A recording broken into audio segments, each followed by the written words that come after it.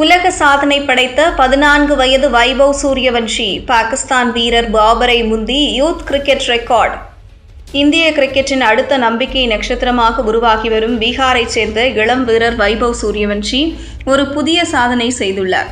ஆஸ்திரேலியாவுக்கு எதிரான 3வது மற்றும் கடைசி யூத் ஒருநாள் போட்டியின் போது 16 வயது அல்லது அதற்கு குறைவான வயதுடையோருக்கான யூத் ஒருநாள் போட்டிகளில் அதிக ரன்கள் குவித்த வீரர்கள் பட்டியலில் பாகிஸ்தான் கேப்டன் பாபர் அசாமை முந்தி 2வது இடத்தை பிடித்து புதிய உலக சாதனை படைத்துள்ளார். ஆஸ்திரேலியாவுக்கு எதிரான இந்த தொடர் முழுவதும் வைபவ் சூரியவன்ஷி அபாரமான ஃபார்மில் இருந்தார்.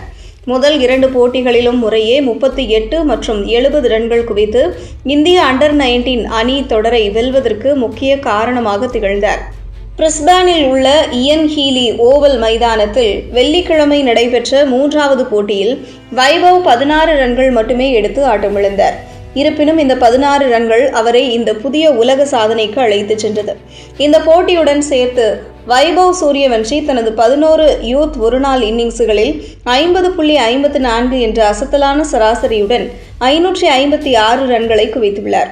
ஹசன் ராசா 727 ரன்கள், வைபவ் சூரியவன்ஷி 556 ரன்கள், பாபர் அசாம் 552 ரன்கள், நஜ்முல் ஹொசைன் சாண்டா 546 ரன்கள், அகமது ஷாசாத் 510 ரன்கள். இந்த பட்டியலில் 1997 முதல் 98 காலகட்டத்தில் பாகிஸ்தானின் ஹசன் ராசா மட்டுமே வைபவை விட அதிக ரன்கள் குவித்துள்ளார். பாபர் அசாமை முந்தியது மட்டுமல்லாமல் மேலும் பல சாதனைகளையும் வைபவ் தன்வசம் வைத்துள்ளார்.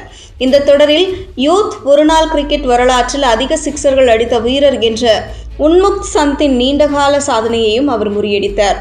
ஆஸ்திரேலியாவுக்கு எதிராக யூத் ஒருநாள் போட்டிகளில் அரை சதம் அடித்த இளம் கிரிக்கெட் வீரர் என்ற சாதனையை ஹசன் ராசாவை விட 1 வயது குறைவாக இருக்கும் போதே படைத்துள்ளார்.